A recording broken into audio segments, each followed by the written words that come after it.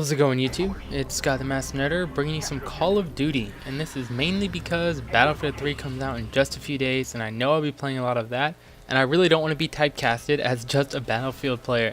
Even though I sort of consider myself a Battlefield player over a Call of Duty player, I do want to show that I have a little bit of variety in my life, and I play other games.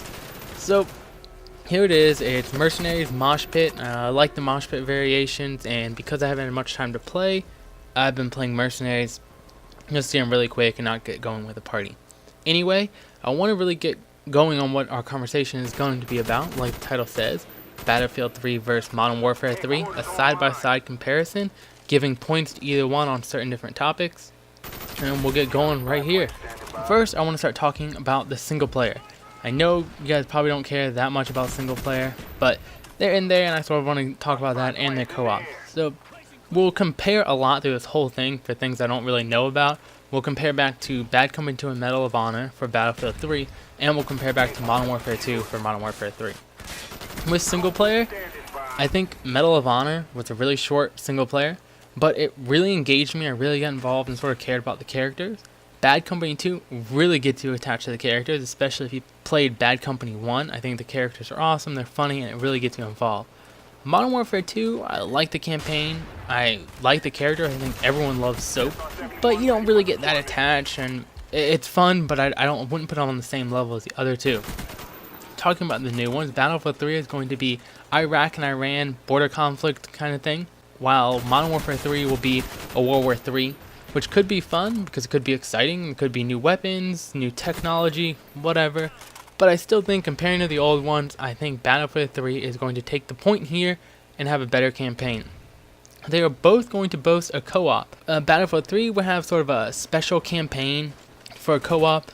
I think it'll be fun, but Modern Warfare 3 is going to have Spec Ops again, like Modern Warfare 2. I think they've experienced with it. They sort of know what they're doing, and I think it's going to have more options, be more fleshed out, and just be more fun. So here, I'm going to have to give Modern Warfare 3 a point.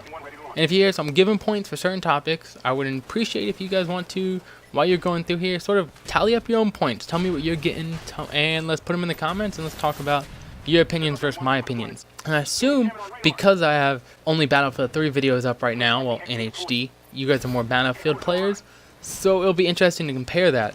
Hopefully I'm pretty fair about things, and I'm not being biased on anything, so I think it'll be an interesting comparison. But now let's hop into what most of you probably care about, the multiplayer. And we'll start with a topic, playing with your friends, which is the main reason I play video games, and probably a reason many of you play video games. The social interaction, hanging with friends, stuff like that. Same reason I'm on YouTube. So, Modern Warfare 3, you're going to be able to join with a full party, just like all Call of Duty. You can make up the whole team, and that can be a lot of fun, and you don't have to deal with other people. While in Battlefield, it can be a pain in the butt. You can only join with 3 people to make a 4-man squad, and it can be a struggle to get any of your other friends in your game or on the same team as you. That can be pretty annoying because you can deal with a lot of crap, but I understand why they do it, to try to allow balance and stuff like that. Anyway, I'm going to have to give the point to Modern Warfare 3 here because I love being able to play with all my friends. On that same note, we have team play. So, Modern Warfare 3 allows for a full team, and you can definitely have roles, but in most lobbies, one great player can really change the outcome of the game. Maybe that could happen in Battlefield 3, but it's definitely not as likely. With Battlefield 3 though, you have the squads, you really have these classes that lend themselves very well to team play, because they really have different roles that can really be vital for a game, especially like an engineer. You're the only person who can really be effective against vehicles. Now, I know you can achieve the team play in Modern Warfare 3, but here I'm going to have to give the point to Battlefield 3. To add to that a little bit, Battlefield 3 doesn't allow balancing of lobbies, or doesn't do balancing of lobbies. So in between each game, if one team was really stacked, it's probably going to stay stacked, and that can be really annoying, while Modern Warfare 3 does switch the teams. So it's not really directly under team play, but I think it's related, and that's something you can consider because it can be really annoying if you're on a bad team and it just doesn't switch. And of course the people who are doing really well aren't going to quit out, but the people who are doing bad might, so you'll have a smaller team playing a better team, and that can be annoying. We'll move on to customization, something people care a lot about. I think Battlefield 3, has a lot of guns. We saw that in the beta. They have a lot of different attachments you can put on them. They have your different specs you can use for your characters, and they're going to have customizable dog tags, which is very similar to what Black Ops had with the player card. Modern Warfare 3 boasts all their perks, kill streaks, they're going to have gun proficiency, and they have emblems and stuff like that. But their emblems are not going to be like Black Ops, they're going to be like Modern Warfare 2, where you do something good, and you get an emblem for it to show that off. That's still customization, but not quite on the same level. I do think, though, Modern Warfare 3 is going to have to take the point here, just because they really do have a lot more diversity with what's going on. But that might not be a good thing for everybody. Some people might say, I don't like kill streaks, I don't want all that kind of stuff. So it's up to you to decide. Now let's talk about the maps a little bit. We all know that Battlefield 3 is more epic. It is large, but that slows things down, and it can contribute to camping. Got a lot of trees, a lot of bushes, and things like that. But I'm just going to put a number on sort of how many experiences you can have. So what I'm going to do is take how many maps they have and how many game modes they have and multiply them together, and that's going to be our made up term, in quotes, experiences. Battlefield 3 has 13 maps plus one free one if you pre-order the game, and have 5 game modes including Conquest Rush, Squad Rush, Deathmatch, and Squad Deathmatch. You multiply those together, we have about 65 experiences. For Modern Warfare 2, we had 14 game modes, so I'm going to use that number, and Modern Warfare 3 is going to have 16 maps. Multiply those together, we have 224 experiences. Also, Modern Warfare 3 has promised, more maps and game modes coming in their DLC, so that could even increase that number even further. Also, their map design is going to be a little less campy. They're going to try to keep it high action, less windows, less places to camp and stuff like that. And that could sort of depend what you like. Do you like it a little slower? Do you want it really fast paced? But just taking those two numbers and comparing them, I'm going to have to give the point to Modern Warfare 3 for that. You could double Battlefield 3's number though, because we can bring in vehicles. And you can play in either lobbies with or without vehicles for all these maps. I don't know how many vehicles every map will have, but you do have the option to select no vehicles or select vehicles. So this can really change things and add a huge dynamic to the game. Vehicles, I mean, you've got air vehicles, you've got ground vehicles, some water vehicles, or you can be on the ground fighting the vehicles. Really adds a lot to the game, and having the option is awesome. So I'm going to have to give a point to Battlefield 3 for this as well. Now let's move on, because I've mentioned action a few times. Let's talk about that. Modern Warfare 3 will probably always be more action-packed than Battlefield 3. Even if you play in a lobby with a lot of campers playing Search and Destroy. It's still going to be better than, finding a lot of campers in Battlefield 3, because they could be all over the map. Again, this could be good or bad. It really depends on what you want. Modern Warfare 3 has talked about Black Ops being slow. I don't find it slow. A lot of people do, but, that's up to you. So if they speed it up too much, though, could it be too fast? I don't know. Could I not have time to think? Not time to put in my strategies into place? I doubt it'll be too fast, and I really think being too slow is worse than being too fast. But that's really up to you and what you think about how you compare those 2 points and how much action or the speed of the pace of the game. It's up to you. Give a point to either one. If we go into game length, this might not matter to everybody, but to someone like me who has a very little time to play, just a side note, I play maybe tops 3 hours a week lately. And I get all these gameplay just from that little time. I'm going to do another video. People have started asking for some personal stuff. So hopefully I'll do that soon. And that'll sort of talk about why I have so little time and all that. But back to the topic. I'm talking quick because I want to finish. In about 30 minutes, you can probably get, 3 to 5 Modern Warfare 3 complete matches done. Which is nice. You go through the whole process of starting the match, finishing the match, whatever. That is fun. With that same 30 minutes, it could be less than one match on Battlefield 3. Which, oh my gosh, is annoying when you have to quit out because you don't have much time. Yeah, sometimes games go faster, also depending on what you're playing. You could get 1 or 2. I don't know, maybe your team's really doing good and you could get 3. It's just a negative for me not having enough time.